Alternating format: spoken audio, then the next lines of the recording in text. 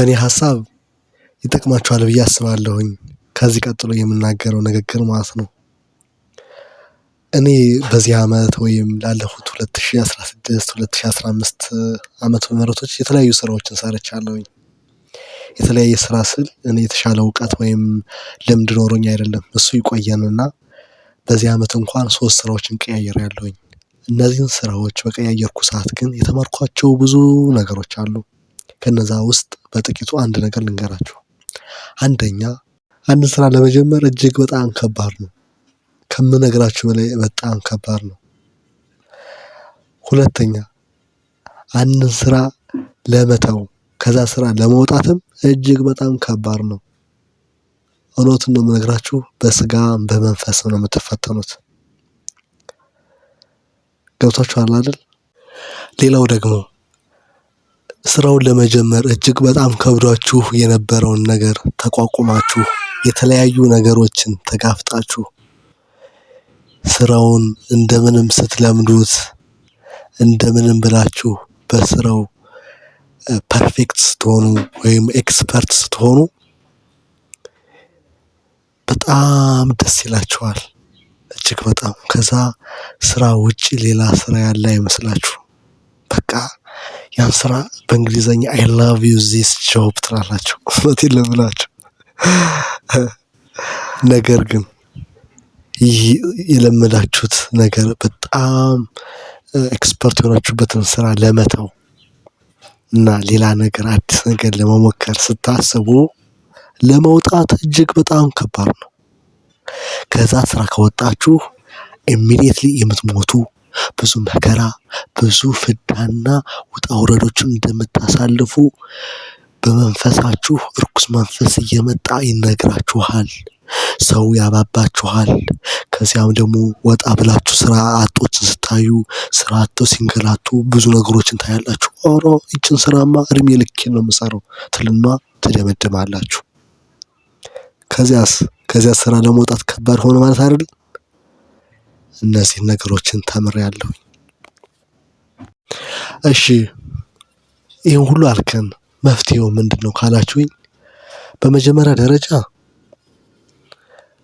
ስራው ስትገቡ ከከበዳችሁ ያን ስራ እንደምትለምዱት 100% እርግጠኛ ሆኜ እነግራችኋለሁኝ። ያን ስራ ቀስ በቀስ ተለማመዱት። ከዛ ስራ ሳትወጡ የሚመጣባችሁን ፈተና ሁሉ በስጋም በነፍስም ወይም በመንፈስም የሚመጣባችሁን ፈተና እየተጋፈጣችሁ በዛ ስራ ቀጥላችሁ ሂዱ። በቃ ሂዱ፣ ዝም ብላችሁ እንዳትወጡ ከዛ ስራ ማለት ነው። ዝም ብላችሁ በርቱ፣ ትለምዱታላችሁ። ከእናንተ የሚበልጡት ባለሙያዎችን አይታችሁ ስታደንቋቸው የነበሩትን ከነሱ በላይ ሆናችሁ ፐርፌክት ስለምትሆኑ እርግጠኛ ሆኜ የምነግራችሁ ይሄን በቃ እኔ በተግባር ያየሁት ነገር ስለሆነ ነው። እና ታገሱ፣ በርታችሁ ቀጥሉ። የሚመጡ ፈተናችሁን ሁሉ ታጋፍጣችሁ በዛ ስራ ቀጥሉበት ነው። ይህ የመጀመሪያው ነው፣ ስራ ስትጀምሩ ማለት ነው። ሁለተኛው ደግሞ ከስራ ለመውጣት ስታስቡ በጣም ከባድ ነው ብዬ አይደል? ከዛ ስራ ለመውጣት ደግሞ ትልቁ መፍትሄ ለፈጣሪ ሁሉ ነገራችሁን አሳልፋችሁ ስጡ። ለፈጣሪ ሁሉ ነገራችሁን አሳልፋችሁ ስጡ ማለት እናንተ አሳ አይደላችሁም። እናንተ የእግዚአብሔር ፍጡር የሆናችሁ ሰዎች ናችሁ። ከዛ ስራ ስትወጡ የምትሞቱ ፍጡር አይደላችሁም። ይሄን እመኑ። ደግሞ ታምናላችሁ ሰው እንደሆናችሁ የእግዚአብሔር ፍጡር እንደሆናችሁ ማለት ነው። ሁለተኛ ደግሞ እናንተ እየኖራችሁ ያላችሁት በዛ ስራ እንዳልሆነ 100% ማመን አለባችሁ።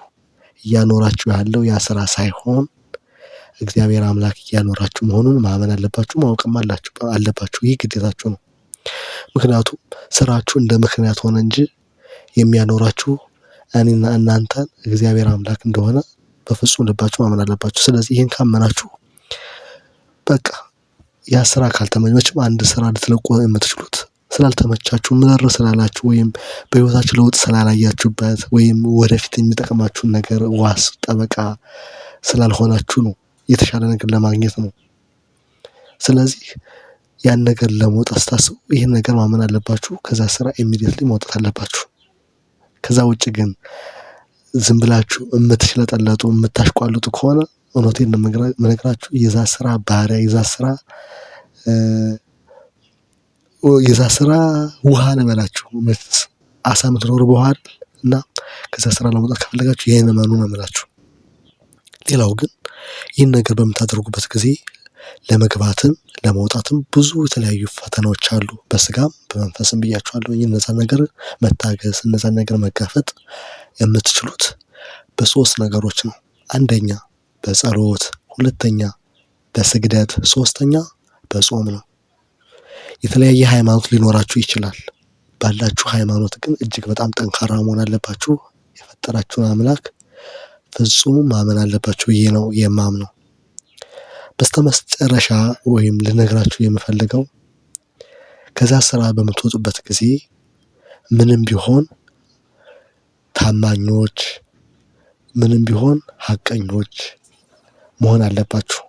ምን ልላችሁ ፈልጌ መሰላችሁ? አንዳንዴ ያን ስራ በምትሰሩበት ጊዜ ታማኝ ካልሆናችሁ፣ ያን ስራ ስትሰሩ ከልባችሁ ካልሆነ፣ ያን ስራ ስትሰሩ ከምንም በላይ ኬርለሶች ከሆናችሁ በምትወጡበት ጊዜ ብዙ ፈተናዎች ይመጣባችኋል።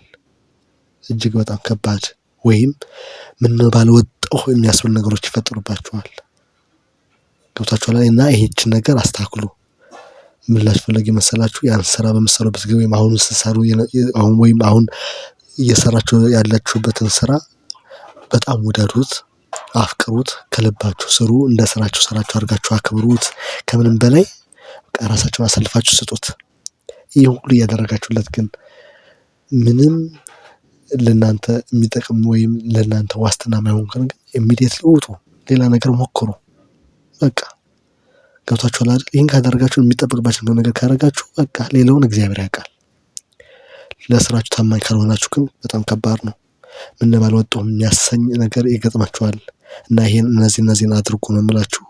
ይህን ነገር የተማርኩት ደግሞ እኔ የተለያዩ ስራዎችን ስለቀያየርኩ ከነዚህ ስራዎች የለመድኩትን ነገር ነውና ይህን አድርጉ ነው የምለው። አመሰግናለሁ። ቴንኪዩ በእንግሊዘኛ፣ በአማርኛ እግዚአብሔር ይስጥልኝ ስላዳመጣችሁ እላለሁ። አመሰግናለሁ። ቻው